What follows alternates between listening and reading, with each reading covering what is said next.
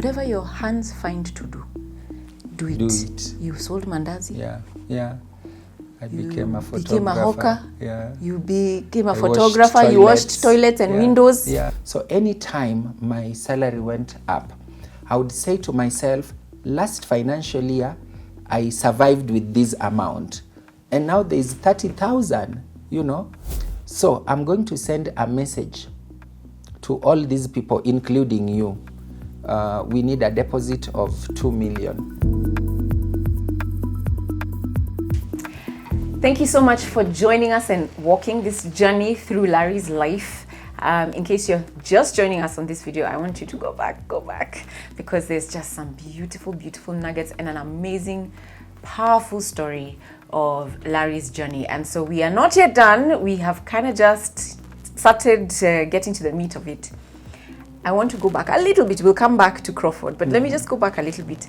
And a question that I hear people asking, as in Larry, you didn't, when did you splurge? Like, did you ever get to the point where you're just like, let me go to Steers or to Kenchik or McFry's as it is today and just eat kukusama? Good question. There's a time for everything. A time to sow and a time to reap. A time to cry and a time to laugh. I knew the time would come, and I had learned the principle of delayed gratification. More often than not, when we receive a bumper harvest or we receive a windfall, we suddenly want to use it. Many of my friends and colleagues rushed to buy cars, and it was okay for them. Others rushed to buy televisions and so on. But I always worked on investing first because I knew that the right time would come. I did my best as I could to invest before anything. It doesn't mean I never spent time for fun. It doesn't mean I didn't enjoy life. It doesn't mean I was so hard on myself. We still had time for fun. We would go for picnics or do potluck. You know, we would go to the arboretum with friends on potluck and spend very little money. We would play games, we would sing, we would jump, we would have all this fun. And where I would draw the line was on spending beyond my budget. So how did you do that? Because, I mean, I remember somebody asking me, like, this year, hey, like in Rina, how do you manage the pressure of driving the car that you have? Like, this is a real story. How do you manage the pressure of driving the car that you have from those who are your friends? And so that's the question I have for you. Not so much about the car, but this shoebox. You told us about your friend mocking you. And it's not just the shoebox, you're walking. It is the fact that you're going for picnics and you don't want to do anything else. Right? You had a boundary where your spending was concerned. How did you manage the social pressure from your friends? Good question. The pressure was real. You know, I would visit friends and see them. So very few of them wanted to come to my place because they wouldn't fit. I remember there's a girl I liked at that time. I visited her. She had this cozy 1-bedroom house. And then she said, Sasa, next we are coming to your place. And when she came to shoebox, oh my God, there was no window. She could ask me, hey, apata una breathe? Then I would be like, as you can see, you know. She never came back. She never came back? But she did years later. Okay. But had moved on. Yeah, she never came back. I think that shoebox was a turn-off for her. And that's how I lost the then woman of my dreams. I have no regrets. Anywho, yeah, so that was it for me. One of the things that has always worked for me is plan. I have what I call an annual plan. Please, this one you have to tell us. Oh my gosh, every year. Yeah. You know, Larry used to call me and tell me, now this year, by the end of this year, I will have this, I will have invested this in these shares, I will have done this with bonds, I will have done, and then you do it. Yes. In fact, I asked you that question the other day. Tell us about it. Yeah, so the annual plan for me is a document that I develop every year from 40 days to the new year. I start sometimes towards the end of November. And at some point, I asked myself, what are the key things in my life? And so I managed to group them into different groupings or sectors. So for me, it was about my faith, about... Before you go into the detail of the different pillars, what's that process? Like, how does it start? What do you do? Yeah, for me, I think it's the vision. I always know where I want to be. So I could always ask myself, what do I want to be where do I want to be in the next 1 year, in the next 5 years? And so that has assisted me in delayed gratification. And so when I asked myself that, I know everything that I want to do. So do you go on a retreat? Do you pray about it? Is it a fast? Like, how does it work? Pretty much a mixture of all, but that's the thing. If you spend a lot of time thinking about what you want, then you are in a much better place when you finally get there. Because when going to work, when talking to friends, whenever you are, I would think of the things that I want to achieve the following year and write them down. Okay. And write them down. So the trick for me is write down what you want to do, where you want to be. I would look at it and say, oh, shares. I have these shares from this bank, and they are 50,000. By the end of the year, I want to be at 100,000. Yeah. And that is actually what helped me develop this annual plan.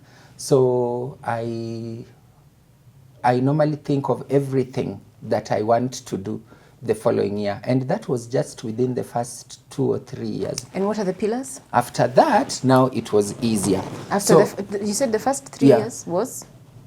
I would really struggle. I would really struggle. What is it that I want to do? But now I know the things I desire to do in the next 5 years, in the next 10, in the next 30, and so on. So I asked myself my priorities, and I listed all of them. Then I had probably 40 or 50 things that I needed to do. Then I grouped them. And when I grouped them, the first for me related to my place of faith, church, integrity, honor, giving back to the society, and many other things. And so I named this first pillar G. So there are 4. I call it my 4G framework. Wow. So anything related, so by the time our telecommunication companies were getting to 4G, I had already gotten there. So for God is for me about my faith, about reading the Word of God, doing Bible study, praying, praising, worshiping, supporting ministry, and so on.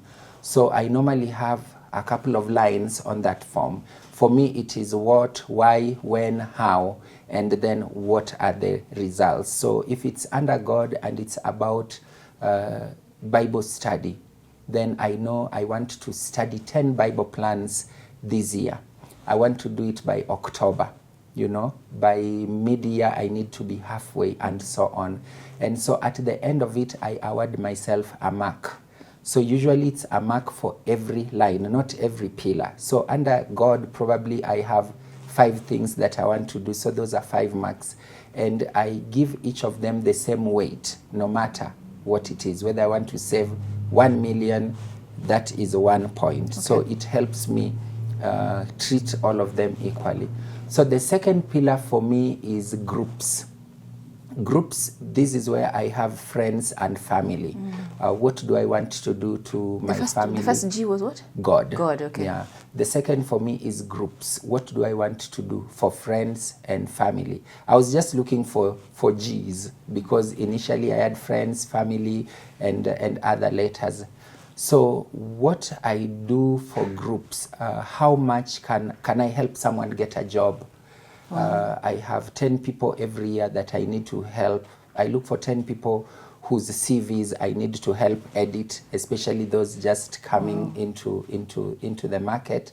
How much can I give?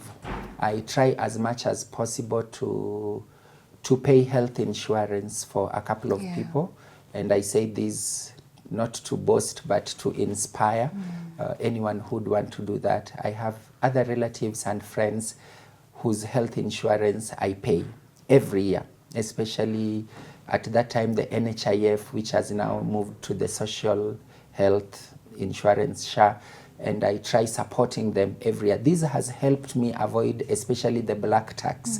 There are relatives whose medical insurance I pay, and anytime they are sick, they are able to get the whatever they need, because I would probably spend 6,000 a year for a relative, and they are able to, anytime they are unwell, they go to hospital, and that. I also have this desire to assist, be kind to my neighbors. What can I do for my neighbors? What can I do to the cleaners in my office? What can I do during holidays to the security guys in my office, in my compound, and so on? So that for me comes with groups.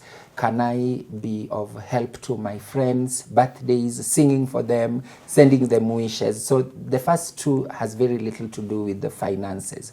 And then the third for me is gifts or talents. What is in my hand? You know that I'm a poet, so there I have probably write 30 poems this year. Then the other thing, probably write a book, finalize a book. I normally have about 2 or 3 books or 4 at any time that I'm writing. So for that particular year, to focus on this book. Where can I go? Should anybody have an issue? I serve sometimes as an MC. Will I be called to give talks? You know, will I come to inspire a school or a grouping or an investment club somewhere? So all those go under my gifts. And then there's the fourth. That's where more than 50% is growth. Thank you so much for watching this video. If you have come to the place where you want to either begin your journey with investing or continue, and you want to be able to be consistent and you need guidance and you want to be able to invest consistently, there's numbers on the screen. There's actually one number on the screen, 0759 777 666. Send a WhatsApp message and somebody on our team will get in touch with you. Whether it's stocks or shares, you want to invest in bonds, you want to invest in treasury bills, you want to be able to start your journey in the Oaks Special Fund, whatever that is. And even if you're not too sure where to start, we shall help you. 0759 777 666. Send a WhatsApp message and we will be in touch with you. Whether it is nighttime, daytime, weekend, don't worry. Just send a WhatsApp message. Thank you so much and God bless you. Bye-bye.